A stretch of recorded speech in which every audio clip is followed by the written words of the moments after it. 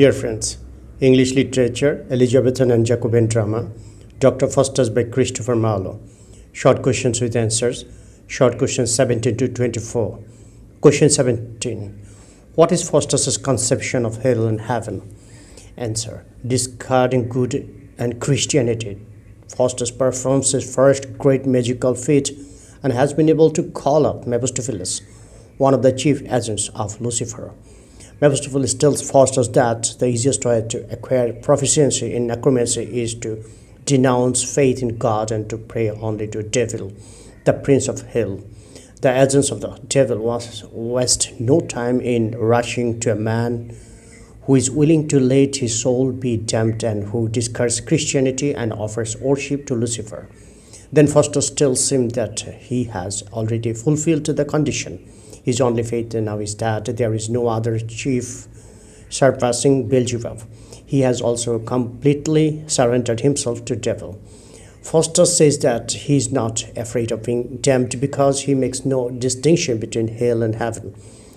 Elysium is the place where the spirits of the noblest persons reside, while hell is a place where the damned souls live.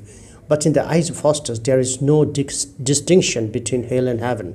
He also says that he would like his spirit or ghost to join the ghosts of the old philosophers. The old philosophers did not believe in any reward or punishment after death. Faustus too does not believe that there is any punishment or reward after death. For him, therefore, hell and heaven have no meaning. As Faustus discards Christianity, he does not make any distinction between hell and heaven. Question 18. What is Mephistopheles' conception of hell? Answer. Mephistopheles is the chief agent of the devil Lucifer, but his conception of hell is different from that of Faustus.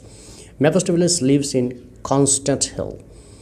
As Mephistopheles appears before Faustus in response to his conjuring speeches, that is Faustus, asks Mephistopheles how he has come out of hell to visit Faustus. Mephistopheles tells him that he is never out of hell. He does not mean any particular place to which Lucifer and his followers have been confined. He means laws or heaven. He explains that once he was fortunate enough to see the face of God and to enjoy eternal peace and blessings of heaven, he has now been totally deprived of that heavenly bliss. This losing of heavenly bliss has now become a source of acute suffering and torture that may be caused by 10,000 hells. In other words, expulsion from heaven means intolerable and continuous agony. So wherever he goes, he remains with him. When Faustus asked him about the location of hell, Mephistopheles tells him that hell is located in the underworld within the bowels of the earth. All sinful spirits dwell there and are tortured forever. He explains that, in fact, hell does not have any boundary and it is not confined to a single place. Wherever the sinful spirits dwell, there is hell, and wherever there is hell, the sinful spirits must be there. Question 19. What are the 5 conditions Faustus sets down in contract? Answer. Faustus wants to gain superhuman power by discarding God and Christianity. He conjures up Mephistopheles and sends him back to Lucifer with the proposal that he will exchange his soul for unlimited power for 24 years. Mephistopheles returns and informs Faustus that Lucifer wants to buy his soul. Their bond is presented in a legal term. The terms or conditions on the contract are as follows. First, Faustus will get the power to change himself into a spirit in form of appearance. Second, Mephistopheles will be his servant and carry out his commands. Third, Mephistopheles will do whatever Faustus asks him to do and bring him whatever Faustus desires. Fourth, Mephistopheles will remain invisible to others when he is in Faustus's chamber or house. Last, Mephistopheles will appear to Faustus at all times in whatever form or shape Faustus desires. Question 20. What were the things Dr. Faustus asked Mephistopheles to give him after signing the contract with the devil? Answer. Faustus signs the contract with the devil with his own blood to gain unlimited power for 24 years.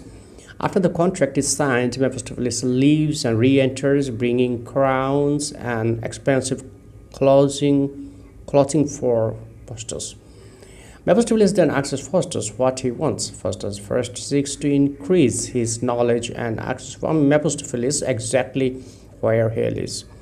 Mephistopheles answers that hell is wherever devils are. Faustus says he doesn't believe in hell. Faustus then tells Mephistopheles to bring for him the most beautiful maid in the whole of Germany. But as Mary is connected with the church, Mephistopheles requests him to accept a mistress without the ties of marriage. Mephistopheles goes off and he returns with a devil in woman's clothing, which Faustus angrily rejects. Before Mephistopheles leaves, Faustus demands 3 books, one that can raise spirits, one that shows the motions of the heavenly bodies, and one that shows all the planets on the earth. Faustus continues to seek more knowledge from Mephistopheles. He asks him about astronomy, the planets, the universe. He asks who made the world, and Mephistopheles refuses to answer because Mephistopheles can tell him all about the universe but will not mention the name of God. Question 21. Who was Icarus? Answer. Icarus was the son of Daedalus, who dared to fly too near the sun on wings of feathers and wax.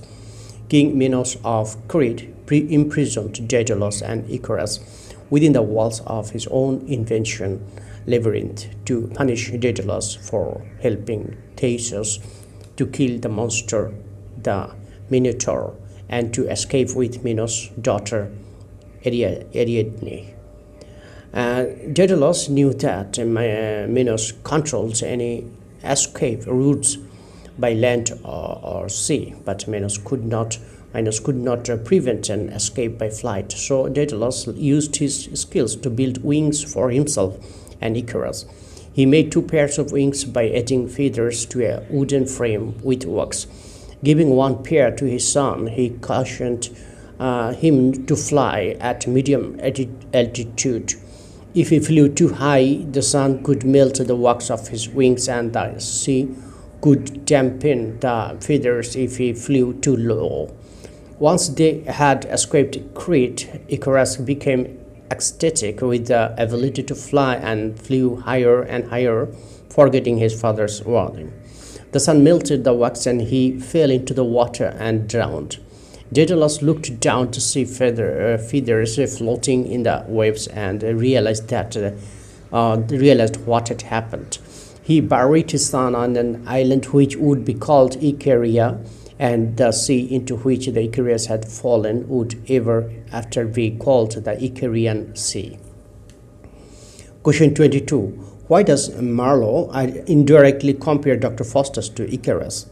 Answer. Daedalus wanted his son Icarus to stay safely between the ocean and the sun, as the water would weigh down the feathers and drown him, while the sun would melt the wax. But Icarus did not heed his father's advice. He stayed close to the sun and plunged to his death. Marlowe compares Faustus to Icarus because Faustus too foolishly rejects the same middle ground. He is self-conceited like Icarus. As Icarus flew higher and higher with his waxen feathers, Faustus decides to soar higher and higher in the field of knowledge by practicing necromancy. He is inordinately ambitious. He is not satisfied with the traditional branches of knowledge and aspires after the knowledge of forbidden subject. He denounces God, blasphemy, the Trinity, and Christian doctrine, and sells his soul to devil to gain a superhuman power and to live a life of voluptuousness for 24 years. Just as Daedalus wants Icarus not to fly too high in the sky, the good angels urge Faustus to shun the blackout magic and read the scriptures. Icarus ignores the father's warning, and Faustus signs the contract with the devil, disregarding the advice of good angel, and meets his doom. Thus the fall of Icarus resembles that of Faustus. Question 23. What is Renaissance? Answer. The term Renaissance seems to have been first used by French historian Jules Michelot in his Historique de France, published in 1855. In general, it means rebirth, again, naissance, birth. It has been described as the birth of the modern world out of the ashes of the dark ages. It indicates a rebirth of learning visible in Europe from the 16th century onwards. It also indicates a rediscovery of ancient civilization of Greece and Rome, or the classical revival. The classical revival had significant effects on the politics, the economics, the scientific speculations, and the literature of the different countries of Europe. According to M. H. Abrams, it has been described as the birth of the modern world out of the ashes of the Dark Ages, as the discovery of the world and discovery of man, as the era of untrammeled individualism in life, thought, religion, and art. In fact, it began in the 14th century in Italy, gradually spreading over Western Europe and England in the following 2 centuries. The Renaissance was characterized by the vogue of clinical literature, passion for scholarly research, scorn of the Middle Ages, individualism, and humanism. Question 24. What aspects of Renaissance spirit do you notice in the character of Dr. Faustus? Answer. Christopher Marlowe was the product of the Renaissance. His Dr. Faustus represents the spirit of Renaissance by showing a great yearning for unlimited knowledge, power, and glory. He is not satisfied with the traditional branches of knowledge and aspires after the knowledge of the forbidden subject. His craving for earthly power shows a spirit of revolt against conventional religious doctrine. To gain superhuman power, he discards God, sells his soul to the devil, and practices necromancy. In his place, Marlowe broke away from the medieval plan to create a hero who belongs to a royal community in the Middle Ages. Tragedy was a thing of kings and princes, but for Marlowe, it was the individual hero. The individual concept of loyalty is being supplanted by the Renaissance ideal of individual worth by Marlowe. Faustus's love for beauty is a Renaissance quality. He requests Mephistopheles to bring Helen, the destructive Greek beauty, as his paramour.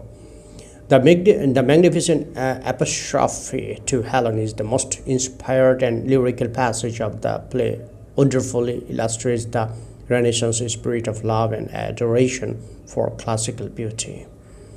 Thank you friends for watching my video.